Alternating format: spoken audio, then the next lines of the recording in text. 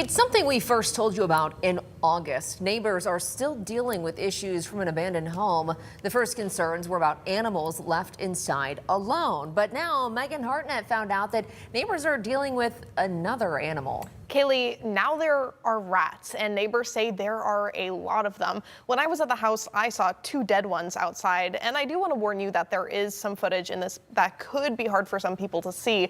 Neighbors say the rat issues started after a fire at the home, and at this point, they just want to see the house gone. There's so many rats. There's literally a dead rat on the porch over there now. There's just rats running around crazy all the time now, and it's disgusting. Rats just seem to be the newest issue on Loxley Road. I can set a trap and go in the house, come out 5 minutes later, and there's one on there, reset it, and I can do that all night long.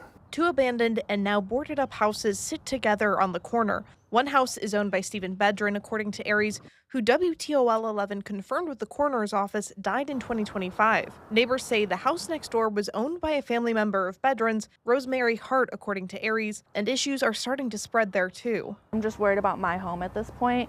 I just feel like the house is going to fall onto my house or something bad's going to happen. Someone abandoned at least 2 dogs and a cat inside the house owned by Bedrin over the summer.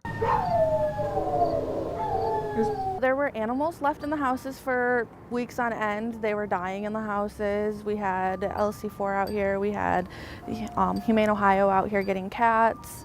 And it was just a whole headache of stuff there. The dogs were removed from the house in September. A fire then broke out at the house in December, leaving debris and charred clothes around the property and on the sidewalk. Neighbors say that's when the rats moved in. The city has boarded up and left multiple notices on both houses. They're uninhabitable, but they're boarded up, and the red one might be a candidate for the demo list.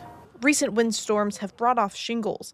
At this point, with no upkeep, neighbors say they just want to see the houses gone. I love my house, but with the headache it's honestly at this point either something's got to happen or we might have to leave. They're better off gone.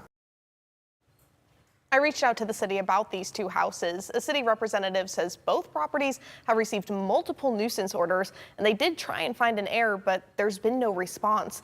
The city said they have completed cleanups and board ups at the homes 4 times.